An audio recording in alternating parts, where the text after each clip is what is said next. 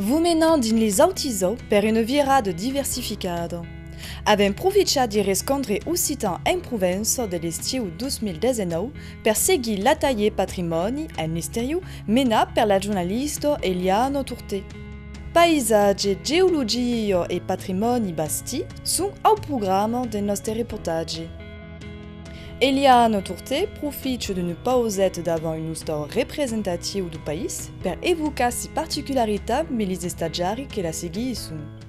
Souvent il y a même 13 niveaux et la majeure part est consacrée ai besti et aux fins. La part habitation est toute petite comparée aux gros enseignes de l'Ustau. Donc ici si en reste une per le pignon, la punche des bourses. Hein?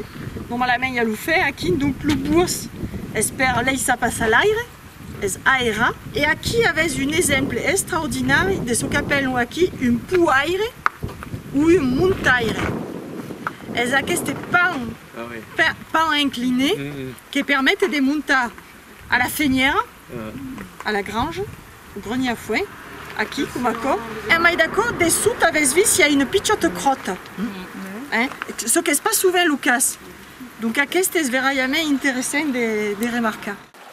A flor des camins du drau blanc et du drau negre, ribière du Chansor, Jean-Claude et Hippolyte Piol partagent les stagiari sur regard des géologues en identifiant les pays d'aquí et en déterminant l'histoire du lieu.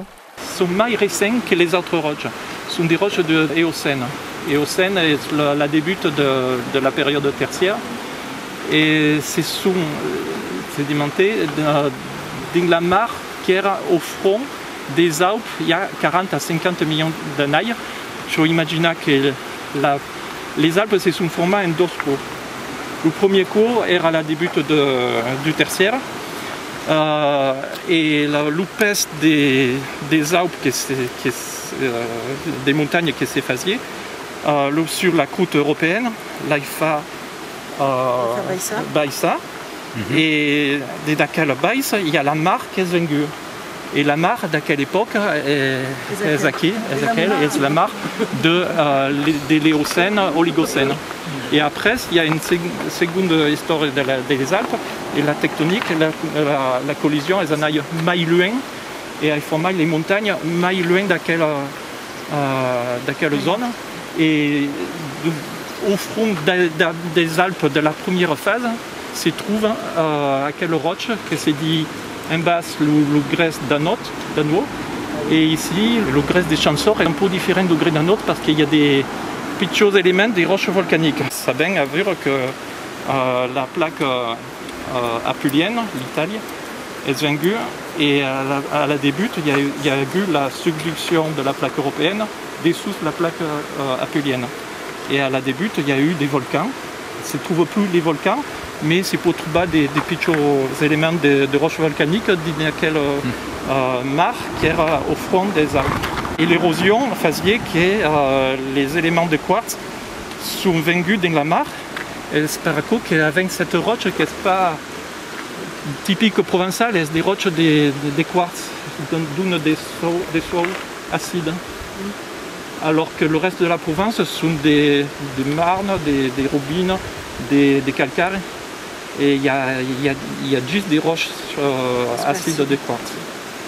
Donc, parce que quelques éléments sont venus du continent italien, du continent apulien, au moment où la collision commençait, dans la première phase.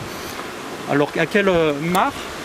C'est la trouve à Nice, c'est la trouve à Nouot, c'est la trouve au Chansur, et c'est la trouve en Savoie, à l'ougrès des Tavellanes. Et c'est une mare qui faisait tout l'entour des Alpes il y a 40 à 50 millions d'années. Après avoir monté entre les Seti, le groupe de stagiari cammina finca la Cruz San Felipe, sur les hautures du village d'Ancelo. Sur la draia, à la vista du panorama splendide de la vallada, le géologue sollicita un coup de main per les stagiari curieux. Il y a le massif du Dévoluy et là le Champsor, et entre il y a des vallées. Et les vallées sont à fond clotte. Le fond clotte est qu'il y avait des glaciers. Et la glace d'intervenir, il y a des montagnes qui a dreccia, donc il y a de la glace qui vient des dreccia, du Drac. Il y a des flottes, des plateaux, qui montrent que les glaciers sont pas ça, ni dans quelle zone. Mais la vallée est force grande. Et par la remplie des glaces, il y avait un autre glacier qui est connu, c'est le glacier de la Durance. Le glacier de la Durance qui vient des gauches ici, era tant haut qu'une partie de la glace a passé le col Bayard et descendait de la vallée du Drau. Les glaciers erano ici jusqu'à à peu près 15 000 ans. Après, du temps qu'il y avait le glacier, la morphologie era clotte. Il y avait des zones un peu moins chava par le glacier. Ici, sous un sel, le glacier est un peu moins chava parce que c'est là où la roche era moins dure, a fait un trou. Et courir un trou, après le glacier, il y a un lac. Un lac qui se met par boucha, le Strauss. Et le fond clotte de la plane dans celle est un lac qui a été rempli. Et je pense qu'à la fin c'est Juda parce qu'il y a un petit rio qui a raya à travers un petit rio vers la vallée.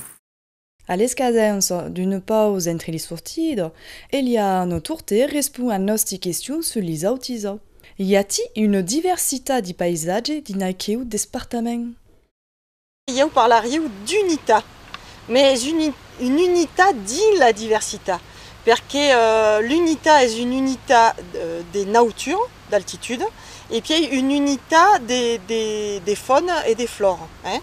Donc, ce qui est important dans le paysage de la montagne est la différence majeure qu'il y a entre l'adré et l'ubac. L'adré est le costa au soureu et l'ubac est le costa à l'ombre. Donc, entre les deux, posage d'un costa soureu, d'arbres comme les pérésinus, des pins, des sapes, et de l'autre costa posage d'arbres de feuilles, comme par exemple les fayards. Et c'est ça qui fait toute la diversité d'ici, par exemple, en Chansao. La différence des paysages est liée à la nature. Ce qui fait la différence est le frais, l'humidité et les contraintes qui sont liées justement à l'altitude, à la nature. Dans les montes, dans auras une flore opaque. Et daumai auras des plantes adaptées aux contraintes du climat, le frais, le vent, tout à coup. Donc, je ne parlerai pas de diversité, et au contraire, force adaptée à des contraintes.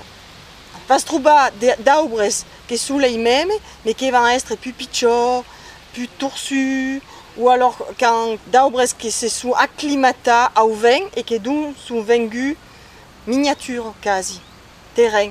Le cade par exemple, le genevrier, le troubaras grand et beau à l'aragne et le troubaras tout petit et tout maigre à Briançon.